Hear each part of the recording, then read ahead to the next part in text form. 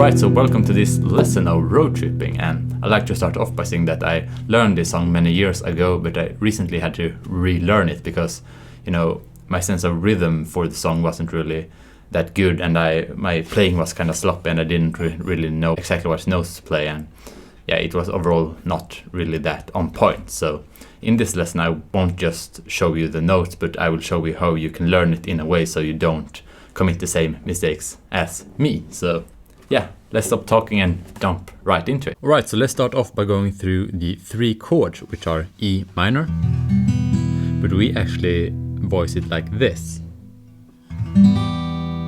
So this note here is not usually in the E minor chord, but it is the same note as this open G string here.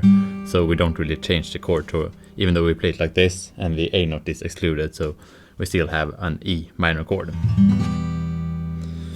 And then we have the C major chord, but again we have a different voicing, so we actually play it like this with the open G string again, and we still have the root, the 3rd and the 5th, so it is still a C major chord. And then we move this shape down 1 fret like this, and now we have the root, the 3rd, but now we have raised the 5th, so we have a flat 6 interval here between the root and this note. So this creates an B augmented chord, quite a lot of tension, which is, I think, makes it sound more interesting. And for the fingerpicking hand, we assign our fingers in a very traditional way, where the thumb takes care of the lower 3 strings, and the index finger takes care of the G string, the middle finger takes care of the B string, and the ring finger takes care of the high E string.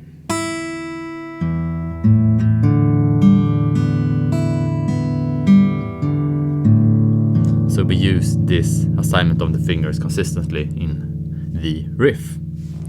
So yeah, now let's talk about the rhythm structure. So the time signature for this riff is 4/4 time signature, and full speed in this lesson at least is 102 BPM. I guess it's quite accurate to the original song.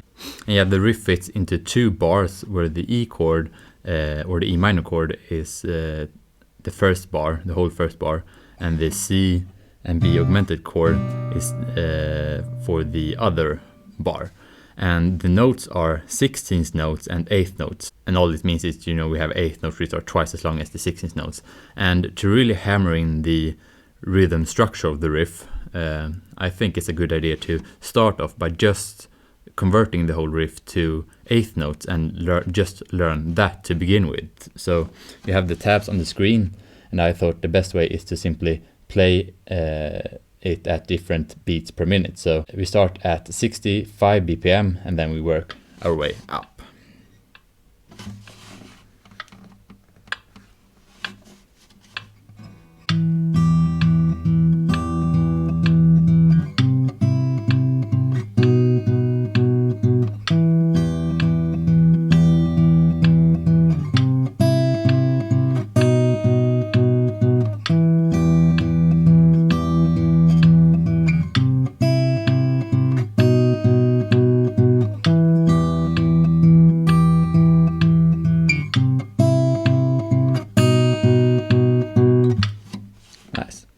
And then we can move up to 85 beats per minute.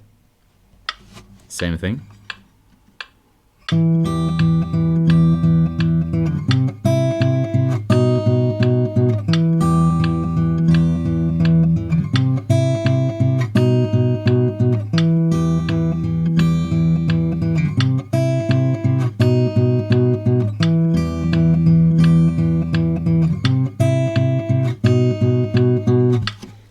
Great, and now we can play that at full speed.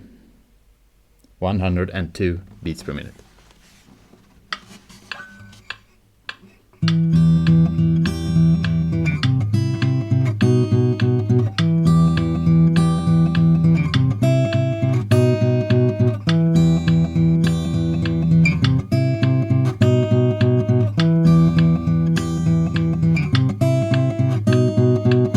nice. And you might notice that there is a quite consistent structure there, that you have like the same pattern for bar 1 and bar 2.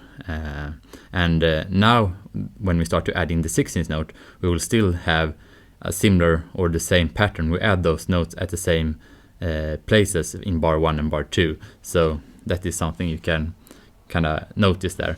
And you know, in the tab that you see now, I have marked the new notes that we have added now that are 16th note, but the notes that are before the new 16th notes are now converted from 8th note to 16th note, so that they all sum up to 1 for the bar. You know, that is how it works. And yeah, enough talking, let's just simply start practicing this with the 16th note. So we now actually play the actual riff at 65 BPM.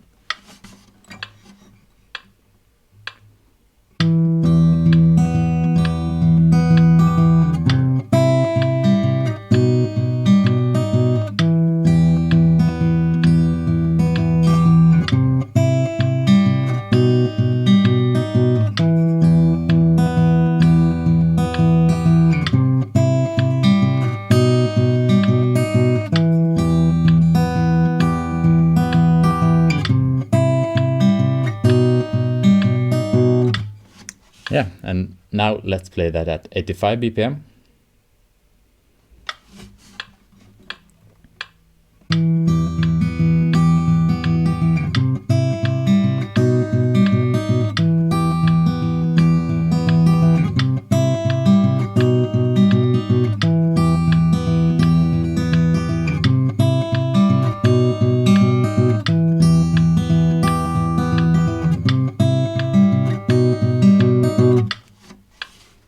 And full speed 102 BPM.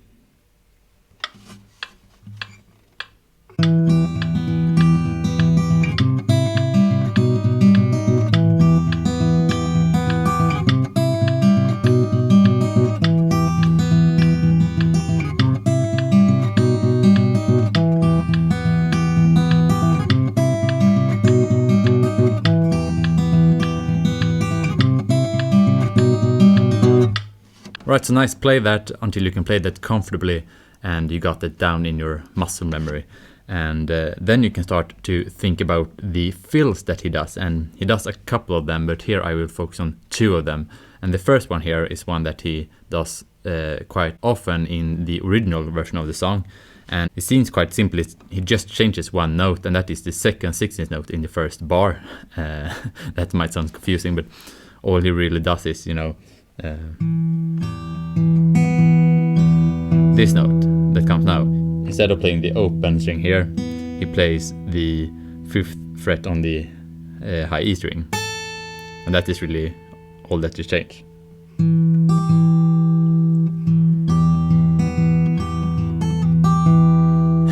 And you know, it seems quite simple, but it was actually quite hard for me, especially if you integrate that before you actually learn the main riff. It's easy to, at least in my case, I found that I easily switched up the main riff when I integrated this one. So, and it might be because you not only do you change what you do with your left hand, but you also change which string you hit with the right hand. So, yeah, just keep that in mind. And yeah, I think you can start practicing that at 65 BPM, and then we work our way up. And I'll play the whole riff so you get the full context.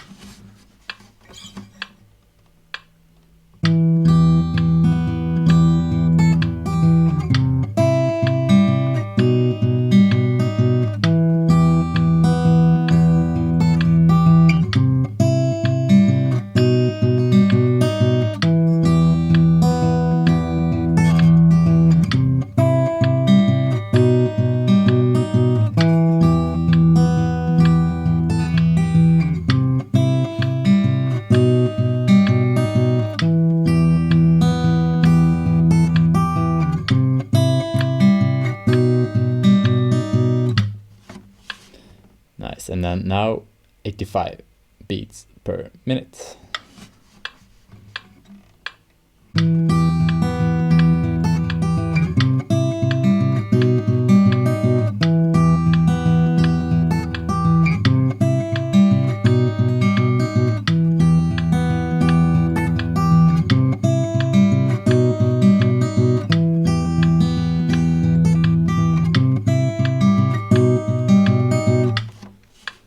and full speed, 102 BPM.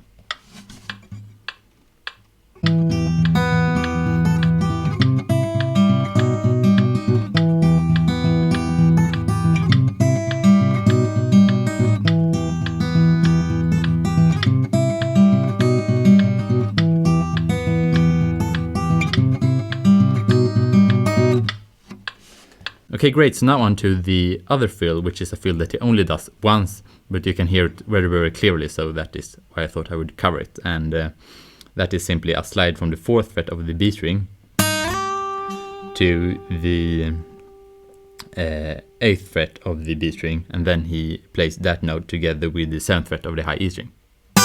And you know, the slide is quite immediate, so it doesn't necessarily be on the 4th fret of the B string, but I mean, it's most natural because that is where your finger are before the slide. So, but you know, the feel to it is more like, you know, like that. So yeah, and the slide itself is quite simple, but the hard thing is to know exactly when to add that in the riff. So yeah, you just play everything like normal, but then you cut it off at a certain point. So I thought I would just quickly show you where you cut it off here. So starting from the C chord, and then on the B augmented chord, you just play the first 2 notes. So, and now you add the slide. So, and then, so yeah, it's not harder than that. So yeah, let's play the whole riff with that included, and not the first fill included. And we can start this at 85 BPM, I think. 4 times.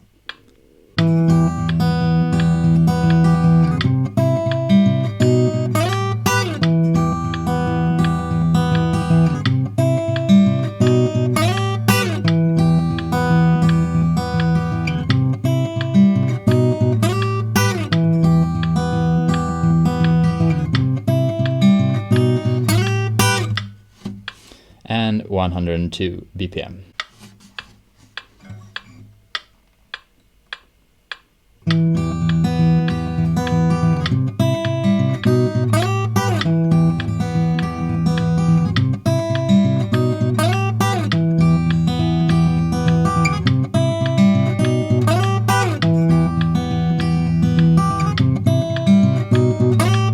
Alright, so I'd like to leave you with saying that I think you should really learn this note for note and being able to play it very comfortably to a metronome. And just when you have achieved that, that is really when you can start learning the song super properly to the next level. That's not really when you're done, if you're perfect, because if you listen closely to the song, you notice that Frusciante really mixes things up quite a lot. You know, he almost has this like Hendrix kind of approach to the song, so he doesn't by no means play it super straight throughout the whole song. And the reason why I pushed on learning it note for note is so you have a solid framework to start improvising and doing your own things upon, because if you start to do that immediately, then you risk doing the same mistakes as I did, you know, many years ago. So yeah, that is really what I like to end with. And yeah, thank you very much for watching, and please let me know what you thought of this lesson.